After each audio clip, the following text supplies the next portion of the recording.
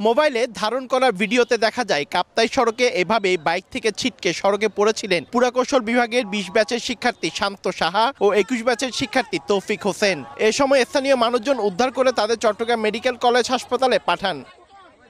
মূলত কাপ্তাই সড়কের সেলিনা কাদের চৌধুরী কলেজ সংলগ্ন এলাকায় মোটরসাইকেল চালিয়ে যাচ্ছিলেন শান্ত। এ সময় তার সঙ্গে ছিলেন তৌফিক ও হিমু। বিপরীত দিক থেকে আসছিল শামানত বাস। বেপরোয়া গতিতে আসা বাসটির সঙ্গে মোটরসাইকেলের মুখোমুখি সংঘর্ষ হয়। ঘটনাস্থলে তৌফিকের মৃত্যু হয়। আহত অবস্থায় শান্তকে উদ্ধার করে চট্টগ্রাম মেডিকেল কলেজ হাসপাতালে আনা হলে কর্তব্যরত চিকিৎসক মৃত ঘোষণা করে। আরেকজনকে উন্নত চিকিৎসার জন্য বেসরকারি হাসপাতালে নিয়ে যাওয়া হয়। এবি ট্রাভেলস বলেন বা শামানত বাস, ওরা খুবই রেকলেসলি বাস চালায়। তো এর আগে কয়টা দুর্ঘটনা ঘটছে। বহুবার চেষ্টা করছি প্রশাসনকে বারবার বলার, বিভিন্ন পদক্ষেপ নেয়ার, যাতে তাদের গতিবেগ নিয়ন্ত্রণ করে, কিন্তু বারবার তারা সেই জিনিসটা অমান্য করে চলছে। তাদের গতিসীমা নিয়ন্ত্রণ করে যাতে গাড়িগুলো চলাচল করে। এদিকে দুই শিক্ষার্থীর মৃত্যুর খবর শোনার পর বিশ্ববিদ্যালয় ক্যাম্পাসের সামনে একটি বাসে আগুন দিয়েছে বিক্ষুব্ধ শিক্ষার্থীরা। সেই সঙ্গে চট্টগ্রাম কাপ্তাই সড়ক অবরোধ করে রাখেন তারা। চালকের বেপরোয়া গতির মানসিকতার কারণে দুর্ঘটনা বলে অভিযোগ শিক্ষার্থীদের। চালকের দৃষ্টান্তমূলক শাস্তির দাবি তাদের। বাসটা নাকি ওভারটেক করার সময় ওদের চাপা দিয়ে দিছে। মর্মান্তিক দুর্ঘটনা ঘটতেছে, কেউ চিরতরে পঙ্গু হচ্ছে, মারা যাচ্ছে।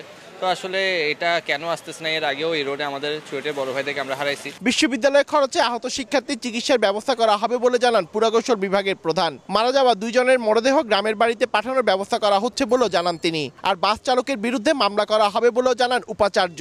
বাসের চলাচল বা সিএনজি যে চলাচলগুলো, এগুলো একটু নিয়ম মানা উচিত এবং এটা মনিটর করাও দরকার।